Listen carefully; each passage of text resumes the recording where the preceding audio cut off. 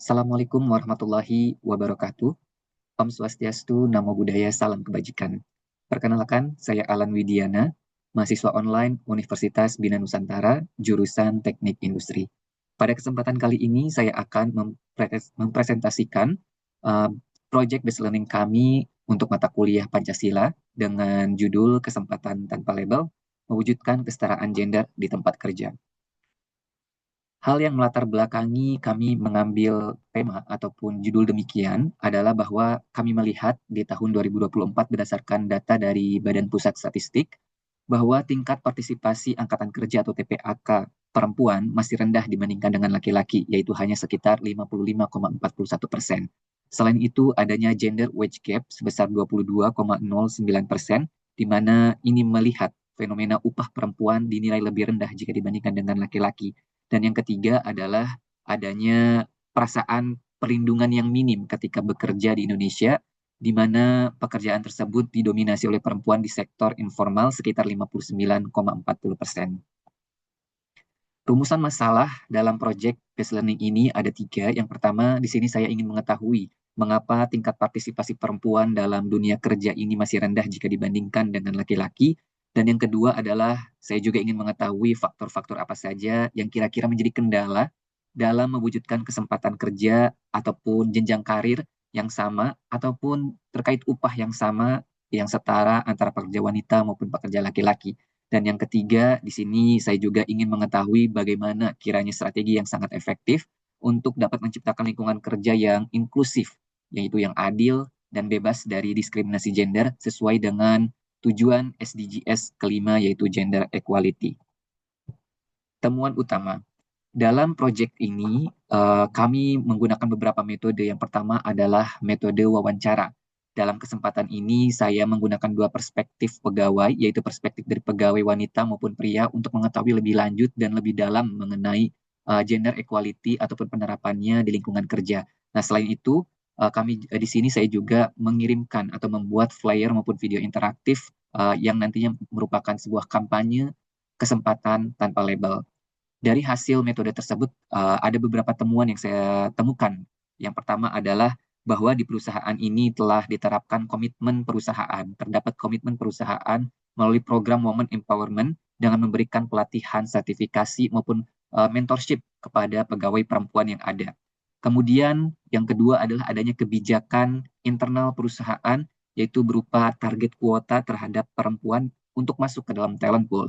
Nah, talent pool ini yang nantinya akan dijadikan oleh manajemen sebagai data ataupun alat ataupun tools untuk memilih kandidat ataupun calon kandidat leader dari perempuan seperti itu.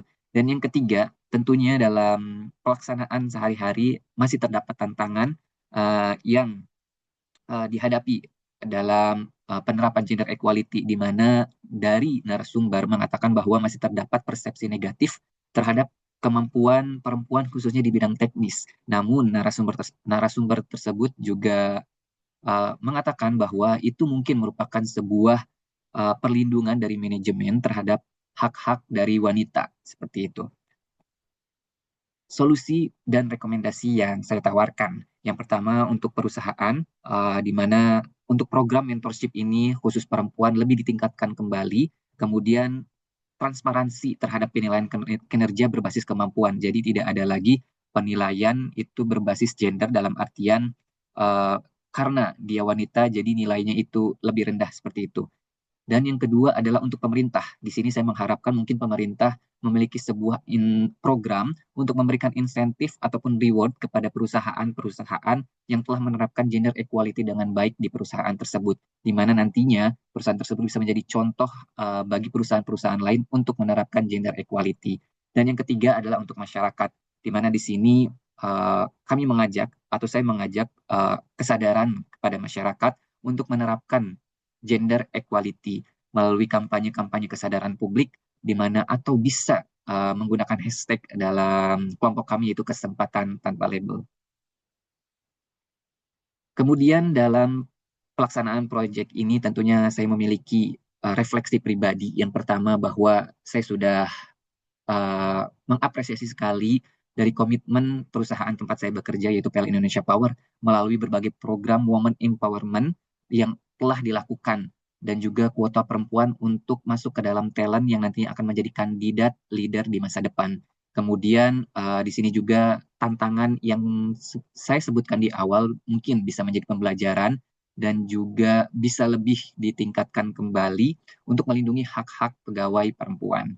Dan aksi nyata di mana di sini saya mendukung sekali kebijakan inklusif di lingkungan kerja dan juga saya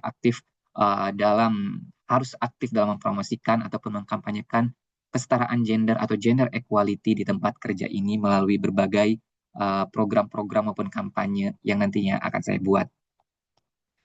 Kemudian kesimpulan dalam project based learning ini ada beberapa yang saya dapat simpulkan. Yang pertama bahwa perlu adanya kolaborasi dari berbagai pihak untuk mencapai kesetaraan gender, tidak hanya masyarakat, namun di sini perusahaan itu sendiri dan juga pemerintah. Yang kedua, kunci dari kesetaraan gender adalah perubahan budaya dan kebijakan inklusif. Dan tentunya pesan saya dalam hal ini atau pada kesempatan ini adalah bahwa kesetaraan bukan hanya hak, tetapi investasi untuk masa depan yang lebih baik, tidak hanya bagi perusahaan atau bagi diri kita sendiri, tetapi juga bagi Indonesia ke depannya. Demikian presentasi saya terkait kesetaraan gender ini. Terima kasih banyak. Akhir kata wabillahi taufik wal hidayah. Wassalamualaikum warahmatullahi wabarakatuh.